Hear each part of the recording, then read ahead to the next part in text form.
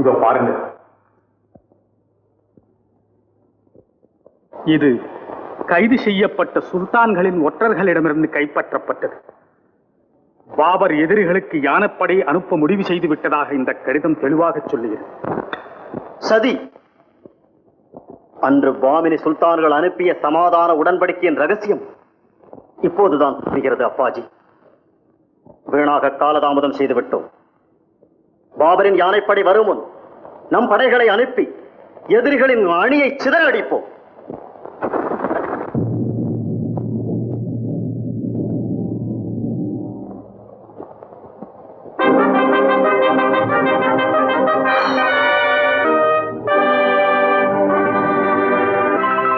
உல்லாசம் தேடும்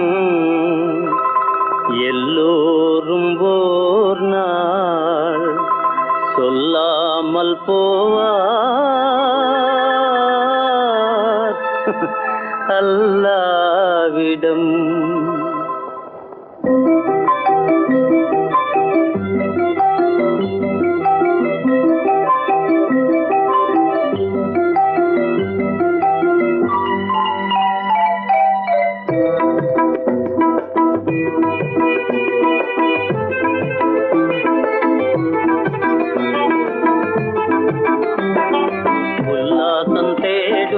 எல்லோரும் ஓர் நாள் சொல்லாமல் போவார் அல்லாவிடம். உல்லாசம் தேடும் எல்லோரும் ஓர் நாள் சொல்லாமல் போவார் அல்லாவிடம். அவர் அன்றாடம் தேடும் செல்வங்களாலே பின்னோர்கள் சந்தோஷம் கொண்டாடுவார். அவர் அன்றாடம் தேடும் செல்வங்களாலே பின்னோர்கள் சந்தோஷம் கொண்டாடுவார். உல்லாசம் தேடும் எல்லோரும் ஓர் நாள் சொல்லாமல் போவார் அல்லாவிடம்.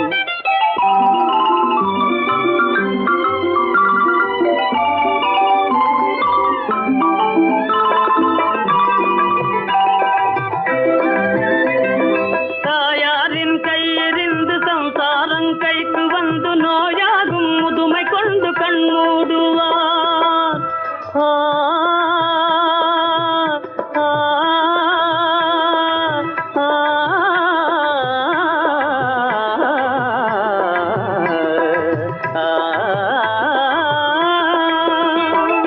தாயாரின் கையிலிருந்து சம்சாரம் கைக்கு வந்து நோயாகும் முதுமை கொண்டு கண் மூடுவார்.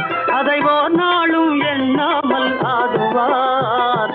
ஒன்றோடு மற்றொன்றை நாடுவார். அதை ஓர் நாளும் எண்ணாமல் ஆடுவார். ஒன்றோடு மற்றொன்றை நாடுவார். உல்லாசம் தேடும் எல்லோரும் ஓர் நாள் சொல்லாமல் போவார் அல்லாவிடம்.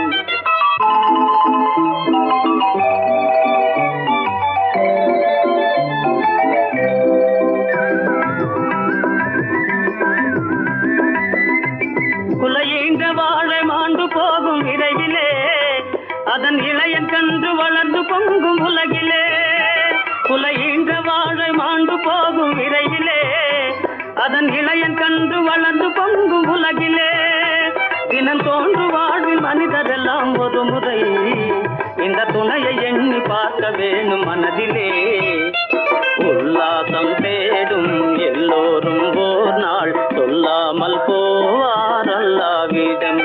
அவர் அன்றாடம் தேடும் செல்வங்களாலே பின்னோர்கள் சந்தோஷம் கொண்டாடுவார். உல்லாசம் தேடும் எல்லோரும் ஓர் நாள் சொல்லாமல் போவார் அல்லாவிடம். தாதா,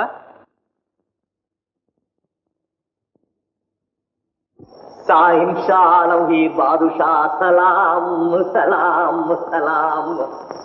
என்ன செய்கிறேன்? சும்மா மாங்கண்ணு நட்டுக்கிட்டு இருக்கிறேன். நட்டக்கன்று வளர்வது எப்போது?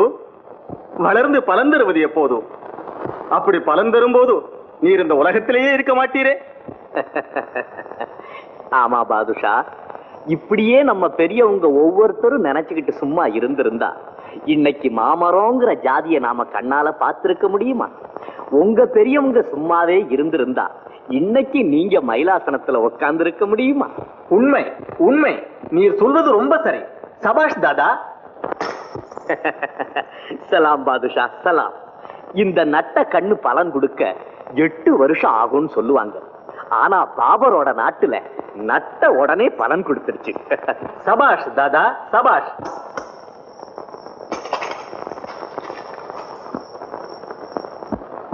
இயற்கையில மாமரம் வருஷத்துக்கு ஒரு தடவை தான் பலன் கொடுக்கும்னு சொல்லுவாங்க. ஆனா பாபரோட ராஜ்யத்துல வினாடிக்கு வினாடி பலன் கிடைச்சிடுது. உமது புத்தியே புத்தி. கொண்டு வந்த பந்தெல்லாம் தீர்ந்து விட்டது ஜனார்தன. அச்சா, அரண்மனையில் வந்து எம்மை சந்தியுங்கள். அப்படியே ஜஹாபனா.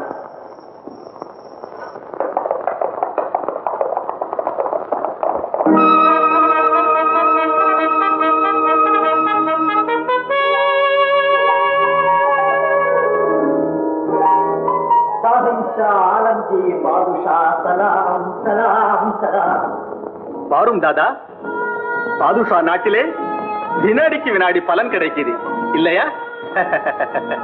யாரெங்கே பொன்னாணயங்கள் கொண்டு வா. மன்னிக்க வேண்டும் ஆலம் பனா, எனக்கு தேவை பொன் நாணயங்கள் அல்ல. வேறென்ன? ஜாகீர் வேண்டுமா, மாளிகை வேண்டுமா? இரண்டும் அல்ல, நியாயம் வேண்டும். யாருக்கு என்ன அநியாயம் நடந்தது? விஜயநகரத்திற்கு. விஜயநகரமா? நீ? ஆம், விஜயநகரத்து குடிமகன். ஆலம் பனா, அன்று நான் தெருவிலே நடத்திய நாடகம் உங்களை சந்திப்பதற்காக. பாதுஷா, அவதிப்பட போகும் ஆயிரம் மக்களை, குருதி கொட்ட போகும் குழந்தைகளை, பெண்களை காப்பாற்ற வேண்டிய பொறுப்பு உங்கள் கையிலே இருக்கிறது. அதை நினைவுபடுத்தி உறுதி பெற்று போகவே நான் வந்தேன்.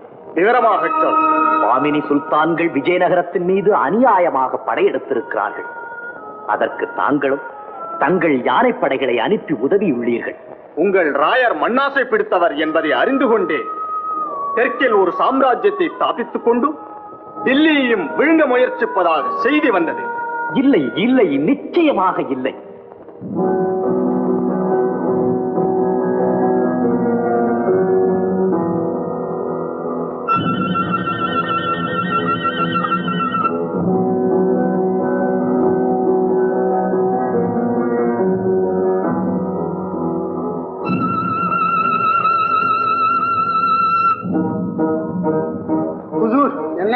ராயத்தன் படைகளை தானே நடத்தி சண்டை செய்கிறார். யானைப்படைகள் பலமாக மோதுகின்றன. யானைப்படைகள் நமக்கு சீக்கிரமே வந்துவிடும். சூழ்ச்சி இதுவரை எனக்கு தெரியாமல் போய்விட்டது. யாரெங்கே? நமது யானைப்படையை தடுத்து நிறுத்தி திருப்பி கொண்டு வா.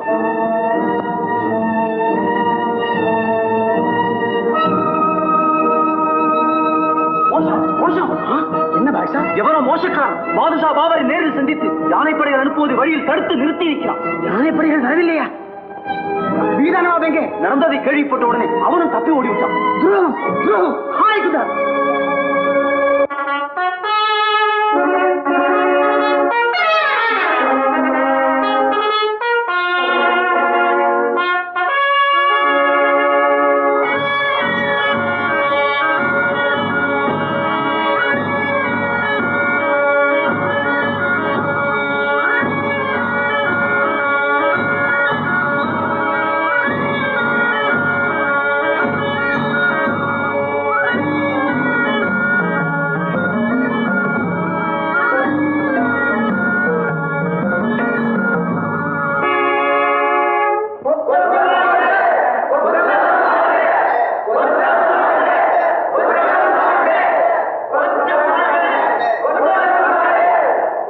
வெற்றி வீரர்களே, விஜயநகர பெருங்குடி மக்களே, சாம்ராஜ்யத்தின் வரலாற்றிலே இன்று ஒரு பொன்னேடு ஆரம்பமாகிறது. அநீதியையும் ஆக்கிரமிப்பையும் எதிர்த்து போராடி போராடி வேரோடு சாய்த்து விட்டோம். அந்த வெற்றி திருநாளை இன்று கொண்டாடுகிறோம். இந்த வெற்றி நமது வெற்றி அல்ல. தீரம் காட்டி தியாக போர் புரிந்து நாட்டுக்கு அமைதி தந்த அந்த நல்லவர்களுக்கு தலை சாய்ந்து வணக்கம் செலுத்துகிறோம்.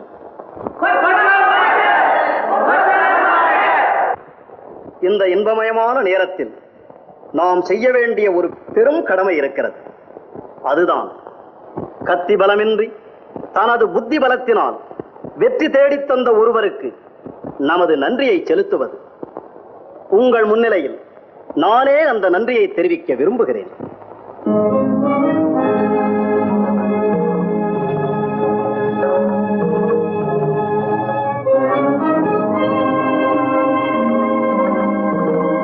மகாமந்திரி, அரியாசனத்தில் எம்மை கொலுவிருக்க வைத்து அல்லும் பகலும் இடையராது உழைக்கும் உங்களுக்கு நான் என்ன கைமாறு செய்யப் போகிறேன்?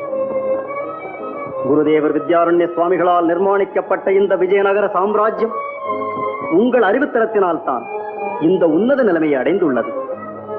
இன்று நாம் கொண்டாடும் இந்த வெற்றிக்கும் மூல காரணம் நீங்கள் தான். அதற்கு நாம், இந்த நாடு, நாட்டு மக்கள் அனைவரும் தெரிவிக்கும் நன்றிக்கு அறிகுறியாக இதை ஏற்றுக்கொள்ள வேண்டுகிறேன். இந்த வெற்றிக்கு காரணம் நான் அல்ல. என்ன, நீங்கள் இல்லையா? வேறு யார்? டில்லியிலிருந்து யானைப்படைகள் சமயத்தில் வந்திருந்தால் நாம் வெற்றியின் நிழலை கூட கண்டிருக்க முடியாது. வராமல் தடுத்து நிறுத்தியவன் ஒரே ஒரு வீரன். அவனேதான் இந்த பரிசுகளுக்கு அர்ஹதையுடையவன். அந்த வீரன் யார் அப்பாஜி? இந்த சாம்ராஜ்யத்தில் காலடி கூட எடுத்து வைக்க முடியாத நிலையிலே இருக்கும் ஒரு துர்பாகியசாலி பிரபு. மன்னர் முகத்திலே விழிக்க கூடாதென்று நாட்டை விட்டே துரத்தப்பட்டவன். ராமகிருஷ்ணனா? ஆம், அவனேதான் பிரபு. நாடு காக்க நினைத்த அந்த நல்லவன் மாலை சூடிய மனையாளை விட்டு, மழலை பயிலும் குழந்தையை விட்டு மரணமே நேரலாம் என்று தெரிந்திருந்தும் வடதிசைக்கு சென்று பாபரை கண்டு யானப்படியை தடுத்து நிறுத்தி சாம்ராஜ்யத்திற்கு வெற்றி தேடி தந்தவன் அவனேதான் பிரபு. அப்பாஜி, நீங்கள் இவ்வளவு பெரிய குற்றம் செய்வீர்கள் என்று நான் நினைக்கவே இல்லை. மகாபிரபு, இந்த செய்தியை ஏன் எனக்கு தெரிவிக்கவில்லை? கொடுத்த வாக்கு என்னை தடுத்து நிறுத்தியது.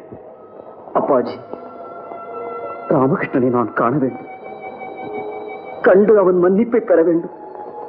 இன்றே அதற்கு வழி செய்ய வேண்டியது உங்கள் கடமை. அவன் முகத்திலே நான் விழிக்கும் வரை உண்ணவும் மாட்டேன், உறங்கவும் மாட்டேன். என் உயிர் போனாலும் கவலை இல்லை. ஐயோ, வேண்டாம் அண்ணா, வேண்டாம். உண்ணாவிரதத்தின் தொல்லையை நீங்கள் உணரமாட்டீர்கள். ஒருவேளை உண்ணாவிட்டாலும் உடம்பு இழைத்துவிடும், மயக்கம் வந்துவிடும், உட்கார முடியாது, நடக்க முடியாது, தூங்க முடியாது. ராமகிருஷ்ணா,